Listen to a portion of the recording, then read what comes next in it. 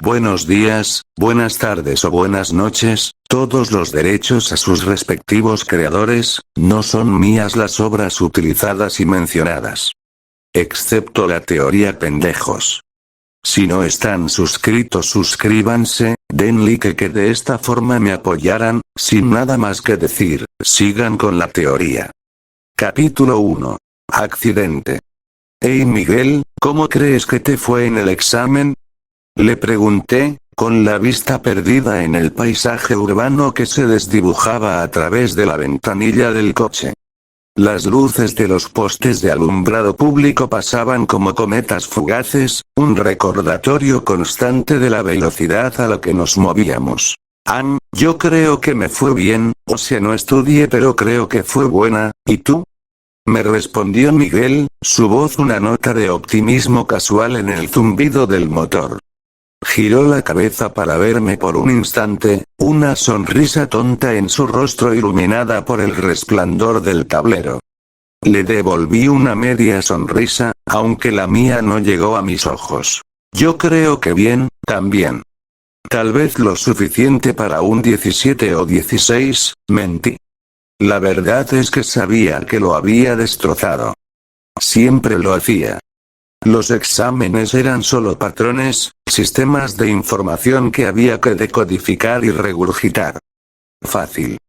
Pero decírselo a Miguel solo habría ampliado la brecha entre nosotros, una que yo sentía que se hacía más grande cada día. Él era todo impulso y corazón. Yo era todo lógica y un vacío que no sabía cómo llenar. De repente, vi cómo la cara de Miguel se arrugó. Su sonrisa se desvaneció, reemplazada por una máscara de pánico puro. Sus ojos se abrieron como platos y su expresión se oscureció. Había volteado a verme solo por 2 segundos, quizá 3, pero en la carretera, a esta velocidad, 3 segundos son una eternidad. Mi cabeza giró instintivamente hacia el frente. Una silueta. Una persona, congelada en el resplandor de nuestros faros como un ciervo a punto de ser sacrificado. Estaba a metros, una distancia imposible de salvar. Miguel reaccionó. Un grito ahogado escapó de sus labios mientras pisaba el freno con una fuerza que pareció que iba a atravesar el suelo del coche. El claxon sonó, un aullido largo y desesperado en la noche, mientras los neumáticos chirriaban contra el asfalto en una protesta agónica. Giró el volante, un movimiento brusco y violento. El coche derrapó, perdiendo toda pretensión de control, y su trayectoria cambió. Ya no íbamos hacia la persona. Ahora íbamos hacia una hilera de árboles que bordeaban la carretera, una pared de madera y hojas que se acercaba a una velocidad terrorífica. Y entonces, sucedió. Eso de lo que tanto había oído hablar. Mi vida pasó frente a mis ojos. No como una película de Hollywood, sino como una serie de instantáneas frías y descoloridas. Un desfile de mediocridad. Mis padres, cuyas caras apenas podía recordar con claridad debido a su constante ausencia. La escuela, un desfile de rostros anónimos que nunca se molestaron en conocerme. Ningún logro del que sentirme orgulloso, ninguna pasión que me definiera. Mi vida fue una absoluta mierda, un borrador que nunca llegó a ser una historia. No tenía nada bueno, nada que perder. Bueno, casi nada. A lo mucho, a Miguel. Mi único amigo. El idiota que se reía de mis chistes malos y que me arrastraba a ver películas de superhéroes que yo destrozaba con análisis lógicos.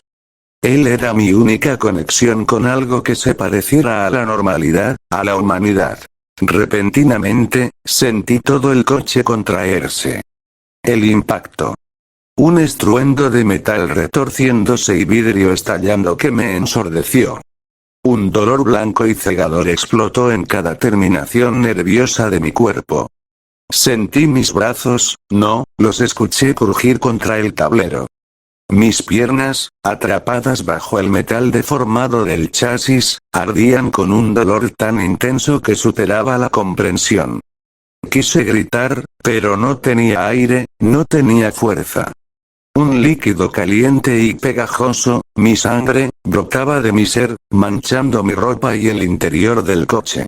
Con el último gramo de conciencia que me quedaba, giré la cabeza.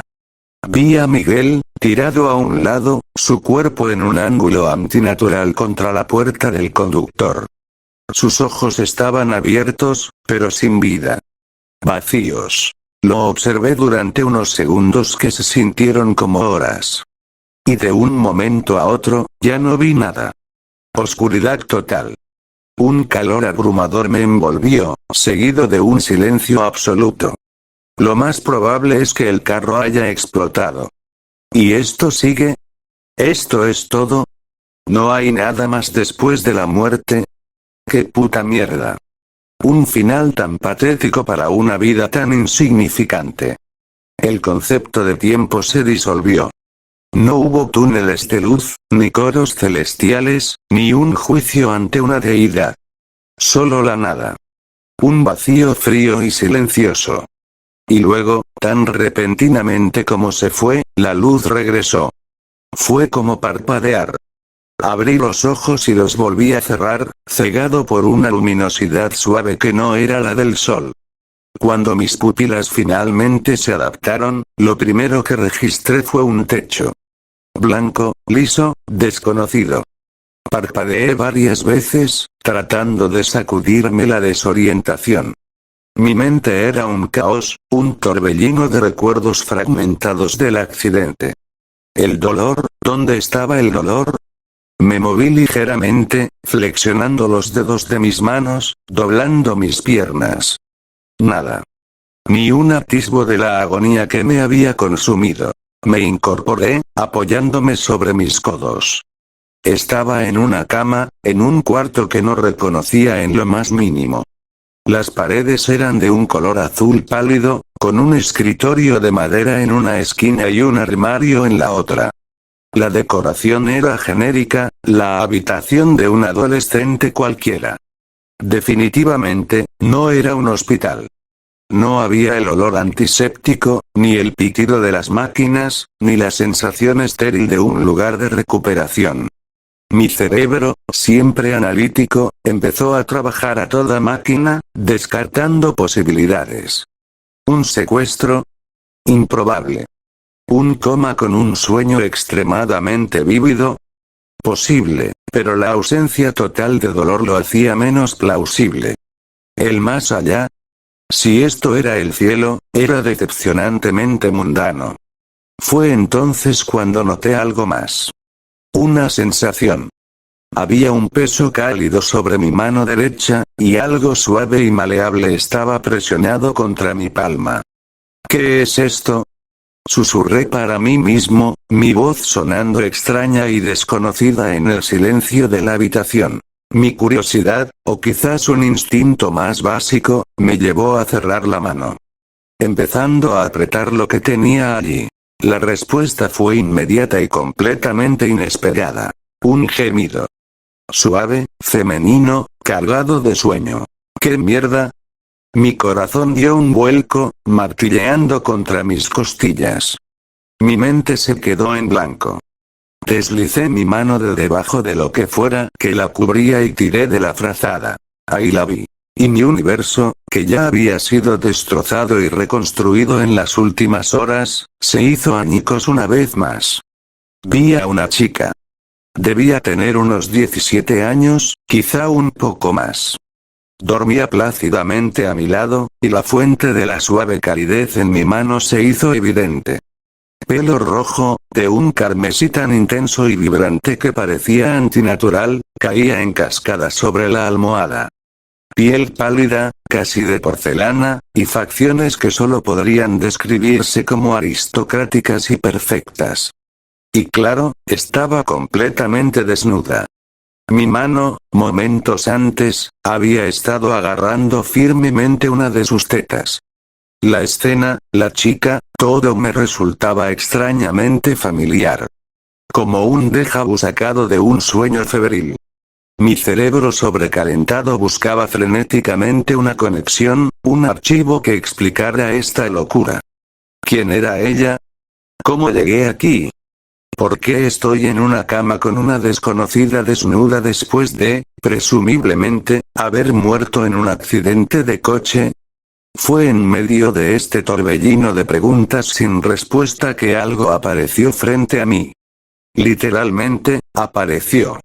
Flotando en el aire, a 1 metro de mi cara, un panel rectangular de luz azul translúcida, con texto blanco que se escribía solo, como si una mano invisible lo estuviera tecleando. Transmigración exitosa. Implantación de sistema de decisiones con éxito. Recompensa por evento inicial obtenida. Más 70 puntos de decisión. Motivo. Despertar a Rias Gremory tocándole las tetas. Me quedé mirando el panel, mis ojos moviéndose de una línea a otra, leyéndolas una y otra vez. Las palabras no tenían sentido, y sin embargo, lo tenían todo. ¿Qué mierda? La pregunta escapó de mis labios de nuevo, esta vez cargada con una mezcla de pavor y una fascinación retorcida. Ok, vamos a analizar esto. Con calma. Clark, sobrepiensa. Es lo que haces mejor. Transmigración exitosa. Así que no estoy soñando. No estoy en el cielo. Morí, y mi conciencia fue transferida. Reencarné. Había leído fanfics sobre esto, historias de gente común transportada a mundos de ficción. Siempre me parecieron un escape de la realidad bastante patético. Y ahora, yo estaba viviendo uno. Sistema de decisiones. Esto suena a videojuego. Un sistema que me guiará o me recompensará basándose en mis elecciones. El concepto es simple. Ciertas acciones me darán puntos. Puntos que, presumiblemente, podré usar para algo. Una tienda. Mejoras de estadísticas. El potencial era enorme. Rias Gremory. El nombre.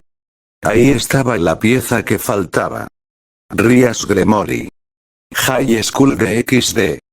El anime del que Miguel no paraba de hablar. Tío, tienes que verlo, es un anime de cultura, me decía, hay tetas, demonios, ángeles, y más tetas. Solo vi el primer capítulo por curiosidad, para entender por qué mi único amigo estaba tan obsesionado. Un chico pervertido llamado Issei Oudou muere en su primera cita, es reencarnado como demonio por una chica de pelo rojo, por Rias Gremory. Y la primera escena de él despertando en su nueva vida, era esta. Exactamente esta. La conclusión era ineludible, por muy demencial que sonara. No solo reencarné. Reencarné en un anime ecchi de tetas y demonios.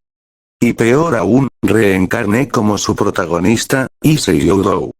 Esto significaba que, al haber tomado su cuerpo, yo ahora era un demonio. ¡Ah, qué estupidez! Mis ojos se desviaron del panel hacia la chica dormida. Rias Gremory. Una demonio de clase alta. Y según la lógica del sistema, mientras más altere la historia original con las decisiones que tome, más puntos obtendré. Y más puntos, supongo, significará más poder. En un mundo con demonios, ángeles caídos y dioses, el poder no es solo una ventaja. Es supervivencia. De repente, tuve que salir de mis pensamientos. Rias se movió. Vi cómo Rias se estiró en la cama, un movimiento lánguido y felino que hizo que la frazada se deslizara aún más, revelando la curva de su cintura y la forma de sus caderas. Soltó un pequeño bostezo y sus ojos, de un color azul verdoso que rivalizaba con cualquier joya, se abrieron lentamente. Se encontraron con los míos. Esperaba cualquier cosa. Confusión, enfado, vergüenza, un grito. Lo que no esperaba era la calma absoluta. Una pequeña y serena sonrisa se dibujó en sus labios. Hola, buenos días, dijo, su voz era suave y melódica, sin un ápice de sorpresa o incomodidad. ¿Qué mierda? ¿Cómo podía estar tan tranquila? Estaba completamente desnuda frente a un chico que, hasta ayer, era un completo desconocido para ella, y actuaba como si fuera la cosa más normal del mundo. Claro, en la historia original, ella lo reencarnó. Ella eligió a Issei. Para ella, esto no era un encuentro casual. Era el primer día de trabajo de su nuevo sirviente. Estaba evaluándome. Cada movimiento, cada palabra. Tenía que jugar mi papel. Tenía que ser Issei Oudou, o al menos, una versión creíble de él. Buenos días, respondí, mi voz un poco más ronca de lo que pretendía. Mantuve mi expresión lo más neutral posible, intentando parecer más aturdido y confundido que el analista frío en que me había convertido por dentro. Ella se sentó, sin hacer el más mínimo esfuerzo por cubrirse. La visión era abrumadora. Incluso para mi mente, que tendía a priorizar la lógica sobre el instinto, era una prueba de autocontrol. Sí, una parte de mí, el adolescente de 16 años que seguía siendo, estaba en alerta máxima. Pero la parte más grande, el Clark que sobrepensaba todo, estaba analizando. Esto era una prueba de poder. Ella estaba estableciendo el dominio desde el principio, usando su cuerpo y su total falta de pudor para desequilibrarme, para dejar claro quién estaba al mando. Se levantó de la cama, caminando con una elegancia que desafiaba su desnudez, y se dirigió hacia una silla donde había un montón de ropa pulcramente doblada. Se agachó para recogerla, ofreciéndome una vista que seguramente habría hecho que el Issei original sufriera una hemorragia nasal masiva. Yo, por mi parte, desvié la mirada hacia la pared. No por pudor, sino como un movimiento calculado. Mirarla descaradamente sería caer en su juego, actuar como el pervertido que esperaba. Ignorarla por completo sería antinatural y sospechoso. Un vistazo rápido y luego apartar la vista parecía el equilibrio perfecto. Justo en ese momento, escuché el clic de la puerta de la habitación abriéndose y una voz femenina y alegre resonó desde el pasillo. Issei, cariño, ¿ya estás despierto? El desayuno está casi listo. Mierda. La madre. El pánico es un mal consejero, nubla el juicio, te obliga a tomar decisiones impulsivas y estúpidas. Afortunadamente para mí, el pánico rara vez me visitaba. En su lugar, mi cerebro entró en modo de procesamiento de crisis. Mi nueva madre está a punto de entrar en mi cuarto. En mi cuarto, hay una chica de preparatoria espectacularmente hermosa y completamente desnuda. Yo también estoy, como mínimo, en ropa interior. Objetivo principal: evitar que mi madre vea a Rías desnuda. Esto podría crear complicaciones innecesarias.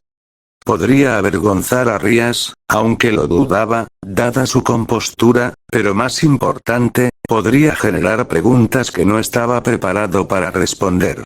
Tenía opciones, como gritar no entres. Demasiado sospechoso. Atraería más atención y curiosidad. La madre entraría de todos modos, probablemente pensando que me había pasado algo.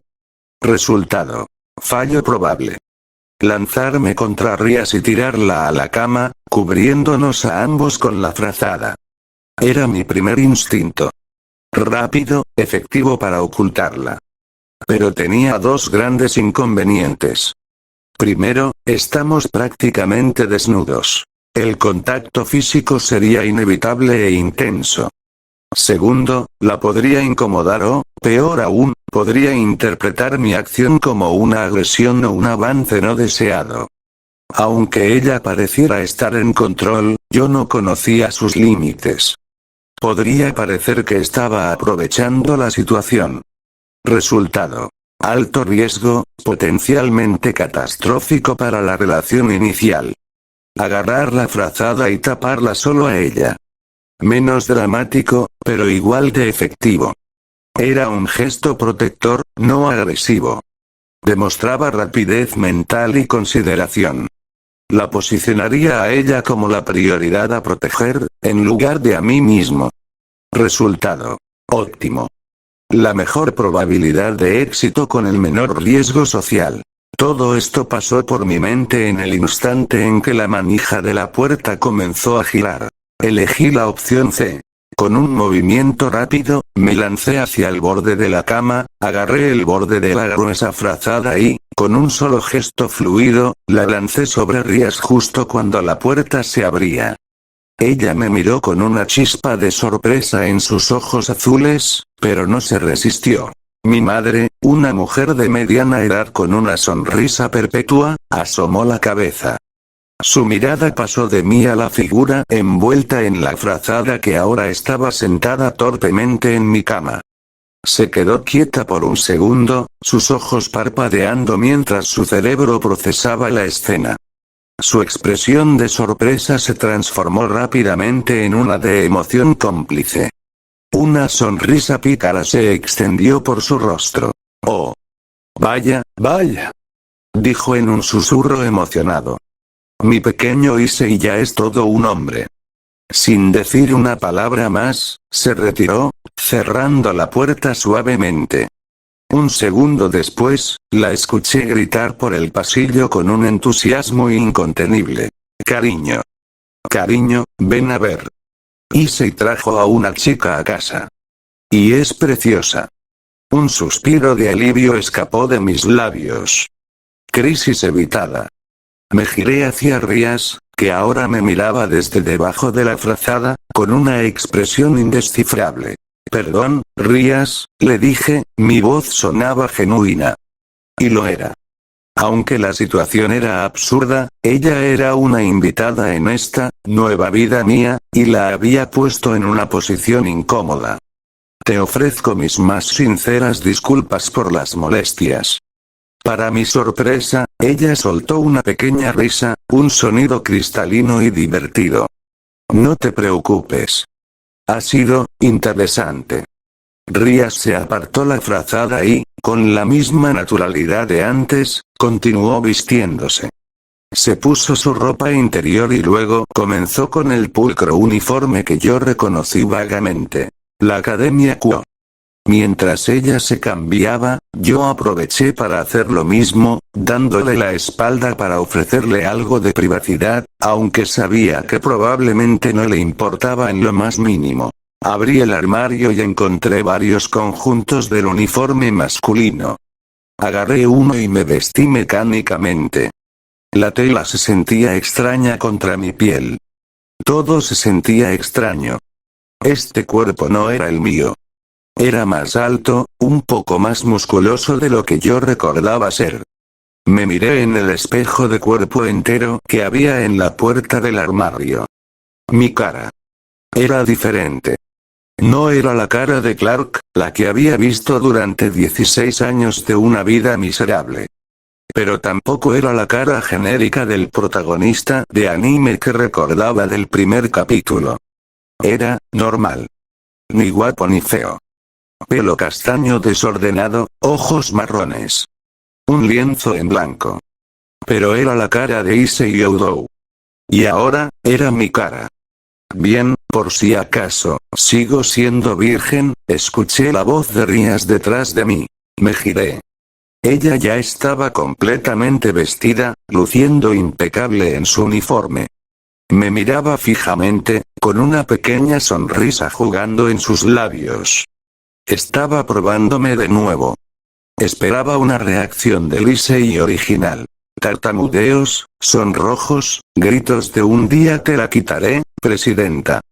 Era una oportunidad para que ella confirmara que yo era el mismo peón pervertido y predecible que había elegido. Decidí no darle esa satisfacción. La miré directamente a los ojos, manteniendo mi expresión tranquila, y le devolví una leve sonrisa. «No estaba pensando en eso», respondí con calma. La verdad es que sí lo estaba, pero no de la manera que ella creía. Estaba pensando en las implicaciones, en cómo mi virginidad podría ser un factor en algún ritual demoníaco o contrato del que aún no era consciente. Pero ella no necesitaba saber eso. Vi un destello de algo en sus ojos. Sorpresa, quizás. Interés. Bien. Ser impredecible era una ventaja. Bien, vamos a la preparatoria, dijo, su tono volviéndose un poco más formal, como si la prueba hubiera terminado por ahora. Allá te explico todo. Asentí, recogí una mochila que estaba junto al escritorio, asumiendo que era mía, y la seguí fuera de la habitación. En la planta baja, saludamos a mis padres, quienes me miraban con sonrisas de orgullo y me daban palmadas en la espalda. Noté que, después de que Rías les dijera algo en voz baja que no pude oír, sus expresiones se volvieron un poco vidriosas por un segundo, antes de volver a la normalidad, aunque la emoción desbordante de antes se había atenuado a una simple y cálida bienvenida. Un hechizo de manipulación de memoria, supuse. Fascinante y aterrador a partes iguales. Salimos de la casa y empezamos a caminar hacia la academia. El sol de la mañana se sentía real. El aire olía a hierba recién cortada. Todo era demasiado vívido para ser un sueño. Esto era real. Mi nueva vida. Una vida que no pedí, en un mundo que apenas entendía. Pero era una vida. Y a diferencia de la anterior, esta tenía potencial. Tenía un sistema. Y tenía un objetivo claro. Sobrevivir. Y para sobrevivir aquí, necesitaba volverme fuerte. Muy fuerte. El camino a la academia fue un ejercicio de contención y análisis. Cada paso que daba sobre el pavimento se sentía extrañamente sólido, como si estuviera anclado a este nuevo mundo de una forma irrevocable. Caminaba al lado de Rías Gremory, y era imposible no notar las miradas que atraíamos. Ella era un faro de belleza y popularidad. Los estudiantes que nos cruzábamos, tanto chicos como chicas, la saludaban con una mezcla de admiración y reverencia. A mí, en cambio, me lanzaban miradas de pura confusión, envidia y, en algunos casos, absoluto desprecio. ¿Qué hace un tipo como él con la princesa de la escuela? Parecían decir sus ojos. Internamente, me encogí de hombros. Si supieran la verdad, probablemente huirían gritando. Mi mente trabajaba sin descanso, procesando el torrente de nueva información. Soy un demonio. Esta mujer a mi lado es mi ama. Poseo un cuerpo que no es el mío y un sistema de videojuegos implantado en mi conciencia. Era un escenario tan absurdo que la única respuesta lógica era aceptarlo como mi nueva base de realidad y empezar a construir desde ahí. Comencé a catalogar las diferencias. Mis sentidos parecían más agudos, el aire se sentía más nítido, los colores más vibrantes. Y mi cuerpo se movía con una facilidad y una fuerza latente que mi antiguo yo jamás habría soñado poseer. Al llegar a las puertas de la imponente Academia Kuo, un edificio que parecía más una mansión europea que una preparatoria japonesa, Rías se detuvo y se giró hacia mí. Su expresión era serena, pero sus ojos me analizaban con la intensidad de un científico estudiando un espécimen. Nos separaremos aquí, dijo, su voz manteniendo ese tono de autoridad calmada. En el receso, ven al antiguo edificio del campus. Busca el salón del club de investigación de lo oculto. Ahí continuaremos nuestra conversación. No era una petición. Era una orden, envuelta en el celofán de la cortesía. Asentí sin decir una palabra. Cualquier pregunta que tuviera, y tenía miles, podía esperar. Mostrarme demasiado ansioso o inquisitivo podría ser una señal de debilidad o insubordinación. Por ahora, mi mejor estrategia era ser el peón obediente y observador. Entendido, respondí escuetamente. Ella me dedicó una última sonrisa enigmática y se alejó, su cabello carmesí ondeando tras ella. La vi desaparecer entre la multitud de estudiantes, que se apartaban a su paso como las aguas ante Moisés. Yo me quedé solo, una isla de anonimato en un mar de rostros desconocidos. Solté un suspiro que no sabía que estaba conteniendo. Primera fase, superada. Ahora tocaba sobrevivir al día escolar. O eso creía yo. Repentinamente, vi como un par de chicos se dirigían hacia mí con la sutileza de un tren de carga. Sus caras me resultaban familiares por el breve capítulo que había visto. Los amigos originales de Issei. Mierda. Esto iba a ser tedioso. Se plantaron frente a mí, bloqueándome el paso. Uno era calvo, con gafas, Matsuda, y el otro tenía el pelo corto y puntiagudo, Motoama. Sus expresiones eran una caricatura de traición y furia justiciera. Carajo, maldito traidor. Ladró Matsuda, el calvo, su voz resonando con una indignación teatral. Su dedo me apuntaba temblorosamente. ¿Qué hacías caminando al lado de nuestra diosa, Ria-senpai? Antes de que pudiera siquiera formular una respuesta, no es que planeara darles una, su mano salió disparada y me conectó una cachetada en la mejilla. El sonido fue más fuerte que el impacto real. Esperaba dolor, el escozor agudo al que estaba acostumbrado en mi vida anterior cada vez que me metía en algún problema. Pero no sentí casi nada. Fue como si me hubieran golpeado con un cojín. La piel de mi mejilla hormigueó ligeramente, pero eso fue todo. Mi cuerpo demoníaco, al parecer, tenía una durabilidad base muy superior a la de un humano normal. Interesante. No reaccioné externamente. Simplemente lo miré, mi rostro impasible. Mi falta de reacción pareció descolocarlos por un segundo, pero rápidamente recuperaron su ímpetu. No puedo creer que nos ocultaras que tenías algo con ella. Añadió Motoama, casi lloriqueando. Somos hermanos de perversión. Deberías haber compartido los detalles. Y entonces empezaron a hablar de ella. Te rías. Su conversación se desvió de mi supuesta traición a una descripción gráfica y vulgar de su cuerpo.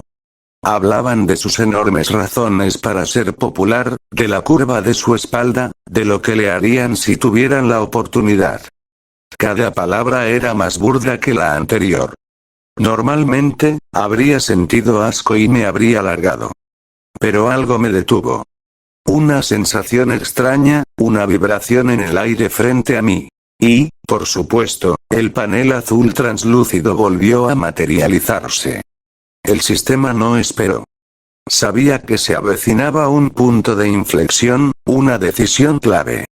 Las letras blancas se dibujaron en el aire con una velocidad eficiente, presentándome un menú de futuros potenciales. Se ha detectado un punto de decisión crítico. Por favor, elija una de las siguientes opciones. Opción A. Cállate Matsuda, Rías ahora es mía. Recompensa. Más 110 puntos de decisión, más 10 reputación general, más 20 de cariño de Rías. Opción B. Devolverle el golpe y decirle dormí con ella y no te daré la oportunidad de hablar así de ella. Recompensa. Más 120 puntos de decisión, más 25 reputación general, más 50 de cariño de Rías, bono. Proteger el honor de una chica. Opción C. Unírseles. Mencionar que la viste desnuda y decirles cómo se veía. Recompensa. Más 90 puntos de decisión, menos 20 reputación general, menos 40 de cariño de Rías. Mi cerebro procesó las opciones a la velocidad de la luz. Esto era oro puro. Una hoja de ruta clara sobre cómo navegar las interacciones sociales para maximizar mis ganancias. Analicemos. La opción C era basura. Una elección de villano de pacotilla. Los puntos eran decentes, pero el coste era catastrófico. Perder 40 puntos de cariño con mi ama el primer día sería un suicidio social y, probablemente, literal. Rías no dudaría en eliminar a un peón traidor y problemático. Descartada de inmediato. La opción A era la opción del protagonista shonen genérico. Arrogante, posesiva. Reclamarla como mía era el tipo de estupidez que diría Elisei original. Las recompensas eran buenas, especialmente los 20 puntos de cariño. Probablemente a Rías le gustaría esa muestra de dominio. Pero me encasillaría en un papel que no quería jugar. Y luego estaba la opción B, era la más arriesgada en términos de acción física, pero sus recompensas eran, con diferencia, las mejores. Más 120 puntos, la mayor cantidad. Más 25 de reputación, lo que implicaba que, aunque fuera una acción violenta, sería vista positivamente por el alumnado en general, o al menos por las facciones importantes. Y la joya de la corona. Más 50 de cariño. Más del doble que la opción A. El sistema incluso especificaba un bono por proteger el honor de una chica. Esto significaba que la acción no sería interpretada como un acto de posesión, sino de protección. Establecía un precedente. No soy su dueño, pero no toleraré que le falten al respeto. Era una jugada de poder sutil y mucho más inteligente. No había duda. La B era la más favorable en todos los aspectos. Era hora de actuar. Tomé una decisión. Mi cuerpo se movió antes de que Matsuda pudiera terminar su siguiente frase obscena. Mi mano se alzó y le devolví la cachetada, pero con una precisión y una fuerza controlada que lo hizo girar sobre sí mismo y caer al suelo, más por la sorpresa que por el dolor real.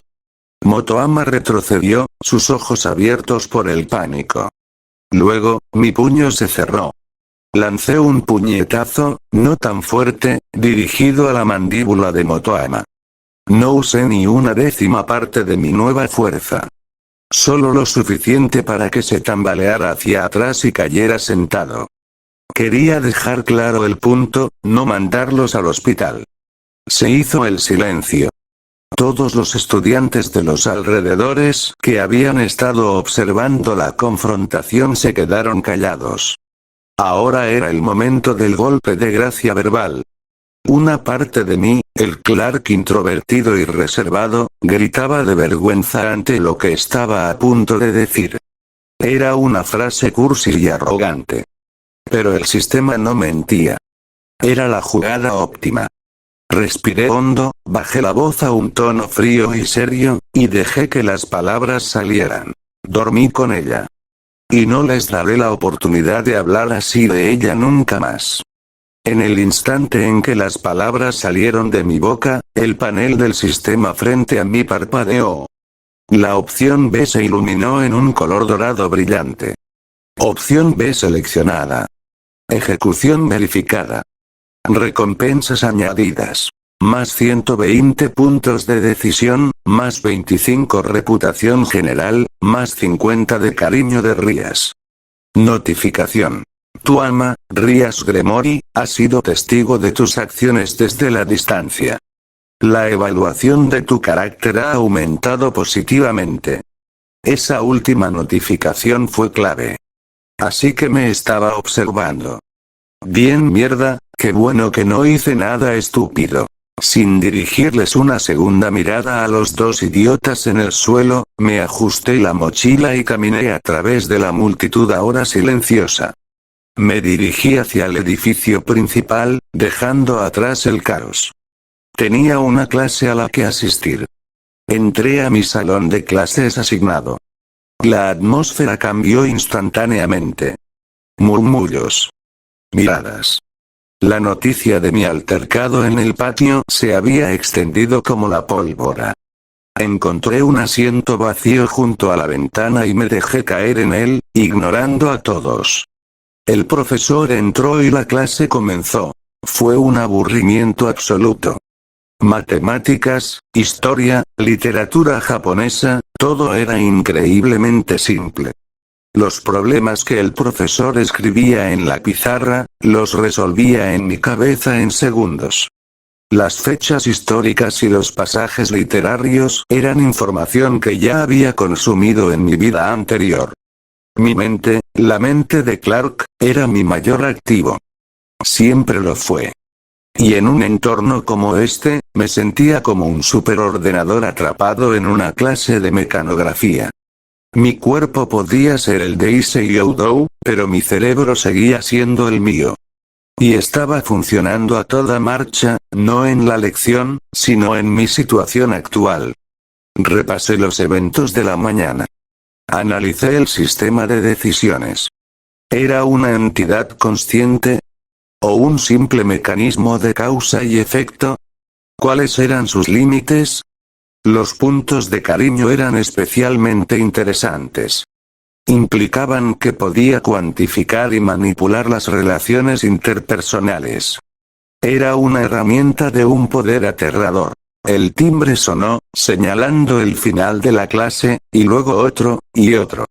El día escolar pasó como un borrón, una pausa sin sentido entre los eventos importantes de mi nueva vida.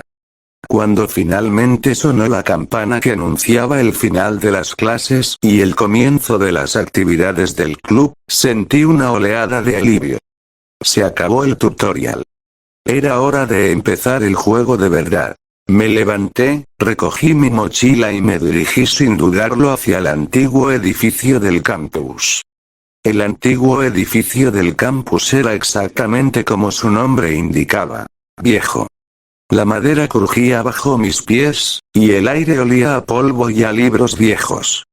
Estaba extrañamente silencioso en comparación con el bullicio del edificio principal, lo que le daba un aura ligeramente espeluznante. Perfecto para un club que se hacía llamar de investigación de lo oculto. Encontré la puerta con el cartel del club y la abrí sin llamar. El interior era sorprendentemente lujoso. Parecía más el salón de una mansión que una sala de club de preparatoria. Había sofás de cuero de aspecto caro, una elegante mesa de té en el centro y estanterías llenas de libros de aspecto antiguo. La luz del atardecer se filtraba a través de los altos ventanales, pintando la habitación con tonos anaranjados y dorados. Y sentada en uno de los sofás, había una chica. Era increíblemente pequeña, con la apariencia de una niña de primaria a pesar de que obviamente era una estudiante de aquí. Tenía el cabello blanco como la nieve, cortado en un bob corto, y ojos de un color avellana que parecían vacíos de toda emoción. Llevaba el uniforme femenino de Kuo y estaba comiendo una barra de chocolate con una concentración metódica y silenciosa. La reconocí al instante. Koneko Touhou. La torre de Rías. Ella levantó la vista cuando entré, sus ojos avellanas se posaron en mí por un segundo, sin mostrar sorpresa ni interés. Luego, volvió su atención a su chocolate. Decidí no forzar la interacción. La sobrecarga social no era mi estilo, y ella no parecía del tipo conversador. Simplemente di un pequeño asentimiento de cabeza a modo de saludo. Hola, dije en voz baja. Me acerqué a un sillón individual que estaba a una distancia respetuosa del sofá donde ella estaba y me senté. Dejé mi mochila en el suelo y esperé en silencio, observando cómo las motas de polvo bailaban en los rayos de sol que atravesaban la ventana. El único sonido en la habitación era el suave crujido del envoltorio del chocolate de Koneko.